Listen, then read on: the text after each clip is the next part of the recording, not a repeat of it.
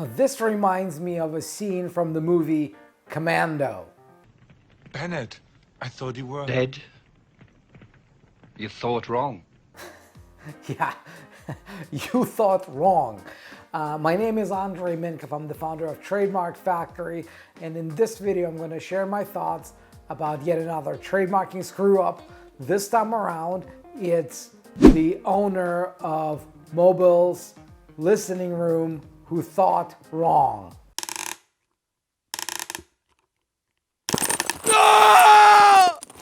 I'm going to read from the article, and you can find the link in the description below. Owner of Mobile's listening room fights trademark suit. All right. A small mobile music venue faces a demand of $10,000 and the threat of being put out of business in a trademark claim from a Nashville company. They're trying to be bullies, said Jim Pennington, proprietor of the listening room of Mobile. They're trying to shut us down. That's what they're doing. While the suit hadn't actually been filed as of Thursday, Pennington has been presented with a draft of a suit by Edward A. Dean of Mobile-based Umbrecht Jackson and a trio of Nashville attorneys. So, it's actually not so uncommon tactic when you don't just send a demand letter saying, hey, we caught you, we don't like what you're doing, and if you don't do what we say we want you to do, we will then sue you. Because as one of my favorite attorney sayings goes, people who want to litigate. People who want to threaten litigation, right? So the demand letters are, they're a double-edged sword. In one way, yes, they make it easier for you to come to certain terms, and on the other hand, some people would still not necessarily take them at face value that you are going to take the next step and sue them. So the tactic often is, in addition to sending just the demand letter, you're saying, and if you don't do what we want you to do, here is the notice of claim that we're filing with the court on Monday. This shows that they've invested the resources to draft the lawsuit, right? Because it shows that they've spent the money. It shows that they've consulted attorneys. It shows that they've got a case ready to file. So if you don't do what they say they want you to do, you will be seeing that lawsuit filed against you imminently. So here, it's exactly the situation. It's not yet been filed, but they already know what's coming if they don't cooperate. So let's keep going. So the draft complaint lays out a grievance of Christopher Shawsell, also known as Chris Blair of Nashville, saying that Pennington's venue, the listening room of Mobile, infringes on trademarks Blair holds on his similarly named venue in Tennessee. It asserts that Blair opened a venue called the Listening Room in 2006 in Franklin, Tennessee, and later relocated it to Nashville. Between 2011 and 2017, Blair registered several related trademarks for the Listening Room and the Listening Room Cafe. The most relevant of these seems to be one registered in November 2017 for the Listening Room as a mark for use in connection with entertainment services in the nature of presenting live musical performances. And when you register your trademark, it's federal.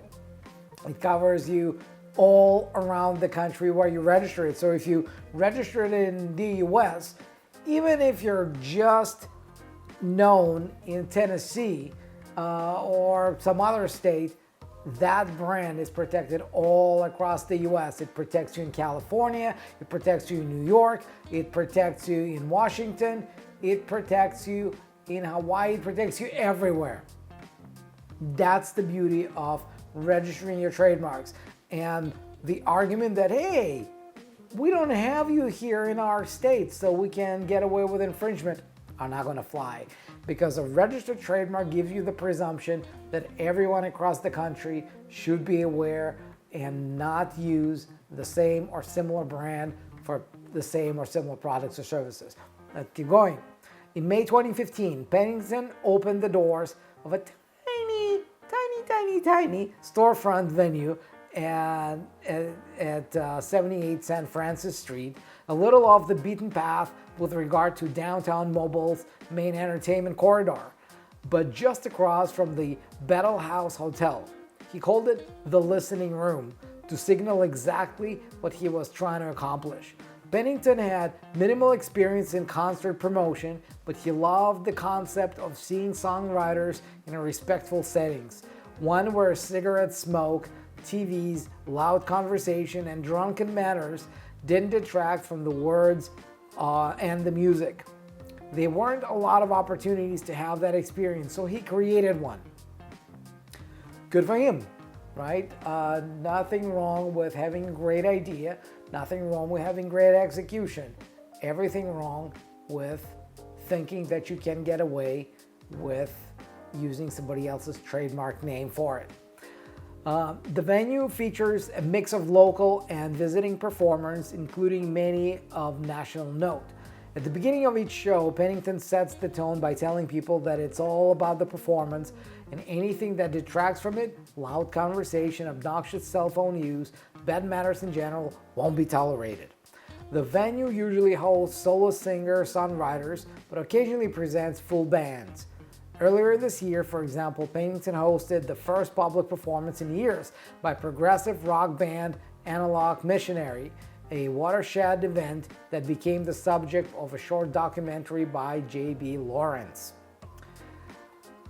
Pennington said he was aware when he started that there were other venues that were called the listening room, or some close variation.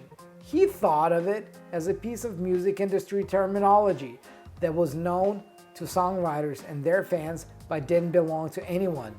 You thought He wrong. thought wrong. As the lawsuit shows, he thought wrong. He said that within a year of opening, he heard from Blair or someone representing him who disagreed. They were very nice about it, Pennington said. He started identifying his business as the listening room of Mobile and thought that settled it. You He thought thought wrong. wrong again. Simply adding the name of the city to somebody else's brand doesn't make it lawful for you to use that. Like, think about it. And this example I always use. Think of a really well-known brand and do whatever modification you're thinking of doing, and then see for yourself if you think you could get away with that. Let's say you want to start a software company and call it, and let's say you're in mobile, right? So you want to start a software company and call it Microsoft of Mobile. How's that going to work? It's not going to work for very long, right? You're going to get sued out of existence like this. And adding of mobile doesn't change a thing. Doesn't change a thing. Or if you wanted to start a, apparel company and call it Nike of Mobile, or you wanted to start, you can go on and on and on. Just think of a brand that's really well known and add whatever modification you're thinking of, whether it's misspelling, whether it's adding a word or two to it, and see if it changes the nature of the brand. If it does, you might get away with that. If it doesn't, don't even try it. Don't even try it.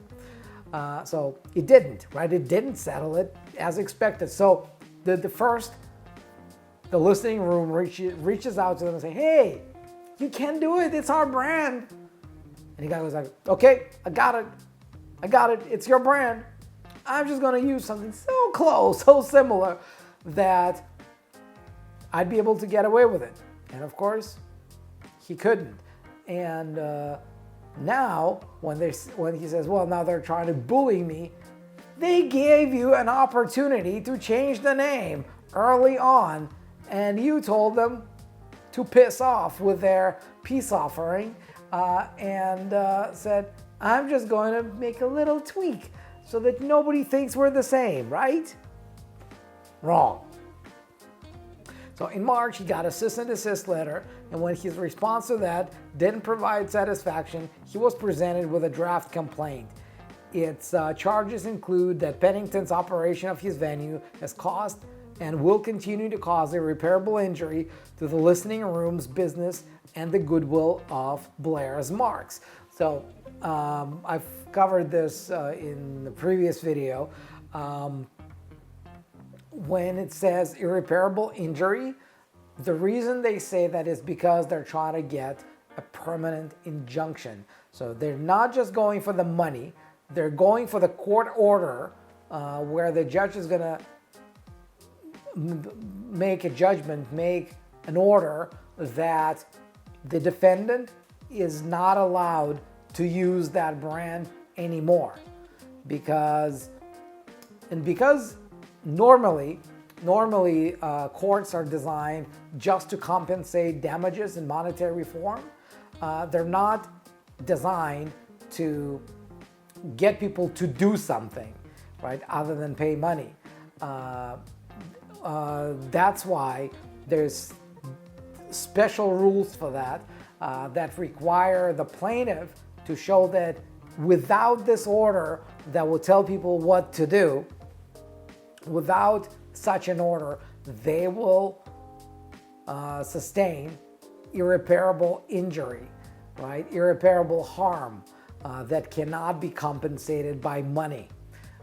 And that's why they always put that in the claim, saying we will suffer irreparable harm unless you make an order that prevents them from using that name ever again. They're also claiming that calling the mobile venue the listening room of Mobile does nothing to distinguish it from the Nashville venue and might even exacerbate the appearance that it's a franchise. And they're right? If you wanted to open a restaurant and call it McDonald's of Mobile, everyone would think that it's McDonald's. And also that Pennington's choice of a venue name was deliberately deceptive, intended for the purpose of trading on the listening room's reputation and goodwill. Now, that might be hard to prove if the original listening room is not that widely known, but really with a registered trademark, they don't even have to prove reputation. They don't even have to prove intent. All they have to do is say, this is our trademark. They knew about it. They still used it. Names are confusingly similar. Boom, done. On September 11th, Dean sent an email to Pennington's attorneys. Pennington had offered to change his venue's name to The People's Room, and Blair found that acceptable, it said. So again, they're being very reasonable. They sent you first demand letter saying change the name. The way you changed the name was not satisfactory to them, and they had to hire lawyers to go after you. And then you say, okay, here's the other name. Can I use that? This is what you should have done the first time around. The first time they went after you and said, we don't like this name, before you change the name to the listening room of Mobile, thinking that you could get away with it, you had to go back to them and say, hey, would it be okay if I change it to this? And if they said yes, then you'd have written proof that they okayed that name. And if they said no, then don't screw around with them. Come up with a different name. All right, let's keep going. So Blair found it acceptable. However, one term of the settlement proposed by Dean was that Pennington would pay $10,000, a portion of the attorney's fees incurred by our client for having to pursue this matter after initial notice was given and ignored. Exactly what I'm saying, right? They reached out to them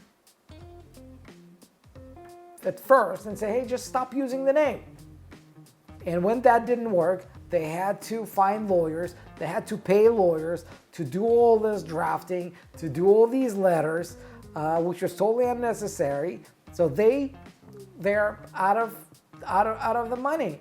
right? And now they're saying, okay, finally, you came to your senses. You came up with a name that would work with us, but we don't want to be on the hook for the $10K that we just paid the lawyers to make you do the right thing, right? So that's what they're doing.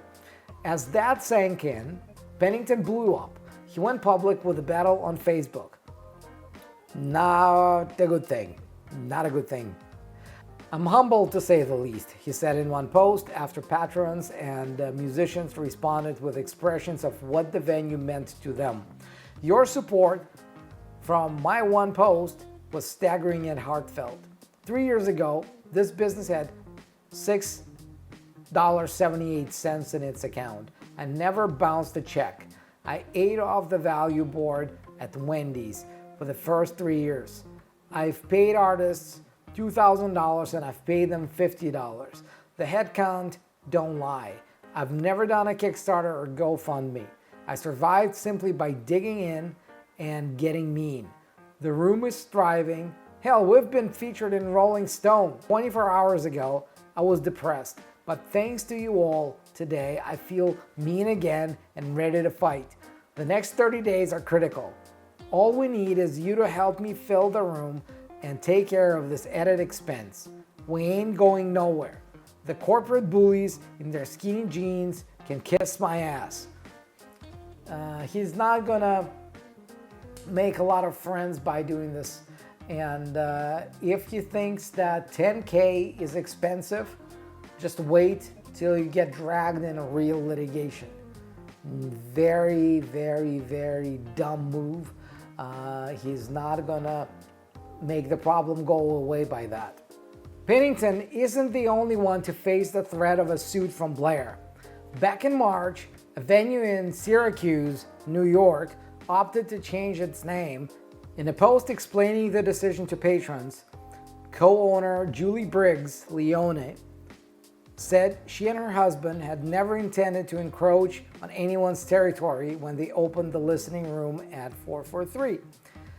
When we were considering possible names for the cafe, we found listening rooms in Alabama, Arizona, Colorado, 2, Louisiana, Maryland, 2, Missouri, North Carolina, Ohio, Pennsylvania, Tennessee, Texas, Virginia, Washington, 2, and Wisconsin, plus a festival in Florida. Pop-up events all over the country and several radio programs, she wrote. Because of the multiple venues around the country that did not appear to be connected and the fact that listening room was a generic descriptor of a particular type of music venue, we assumed incorrectly it was not a name that anyone would be able to trademark. Leona said she'd been advised the suit might not hold up in court, but she feared the cost of fighting it would be a fatal burden for her fledgling business, she wrote. Changing the name, even with all the paperwork and licensing issues it created, seemed like the easier path. Pennington has a more pugnacious disposition. He said his willingness to change the name has gone out of the window. What got me is, I'd agreed to change the name. Now they're wanting $10,000 for legal fees. He said, I'll close it before I'll pay them to $10,000. Well, it looks like you might be getting both. You might be closing it because you're forced to pay them a lot more than that. Very, very, very questionable decision, let's put it that way. He reckons if Blair opts to follow through on the threat, the worst possible outcome is that the suit will bankrupt the limited liability company that provides the legal framework for the listening room of mobile. He hints that cleaning out the LLC will bring less, far less than 10 grand. Here's the funny thing about it. Clearing out the LLC may come at the cost of what's called piercing the veil, the corporate veil. When you are taking steps to remove assets from a corporate entity, you may become personally liable for whatever misdeeds that the corporate entity is accused of. So saying it publicly is kind of not very smart. All right, attempts to reach Blair for comment were unsuccessful. Meanwhile, Pennington has doubled down on the listening room's activities, announcing new shows and calling on patrons to show up. We have done well and have done it with a very small group of loyal supporters, he posted on September 30th. All I need right now is for these shows to perform. It is a 60-seat room. We don't even need it at capacity. We just need it between 30 and 60. It's such a joyful room to play that there isn't an artist in America that will complain about playing in front of 30 people. We had a fantastic show last night. We had 5 people there. That was personally devastating to me, and that puts me in a bad state of mind. I'm gonna fight like hell to keep the room here 20 more years, but only if all you want me to. If it all goes away, you can't forget about another one coming along, because it isn't a get-rich-quick scheme. Likes, shares are great, but we need humans walking up. October is critical. Thank you for your time. So, yeah, just one bad decision after another, one bad decision after another, and another, and another, and it just never ends. And sometimes, you know, you being so stubborn can help you in building a successful business, but sometimes it can kill your business.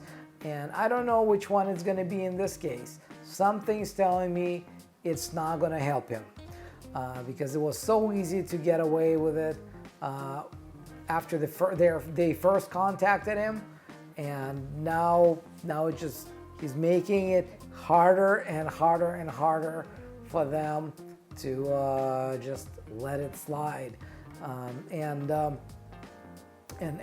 so that's the problem. And the other thing, you know, I understand he wants to build a legitimate business. He's trying. That's his life, right? He's doing whatever he can to build a successful business. But this brings me back to the phrase that I say over and over again. There's no reason in the world to spend a minute of your life or $1 out of your pocket building a brand you don't own. That's exactly what he has been doing all this time. He has been trying to build a brand for a business. A business may be great, but the brand he doesn't own, he will never be able to own it, right? Even if he somehow gets away from this trademark infringement lawsuit, let's say he even invalidates their trademark, he will still never be able to own that brand. So why in the world to do it is beyond me. The People's Room, that, I don't know if that's trademarkable. Obviously, I haven't done the trademark search on that.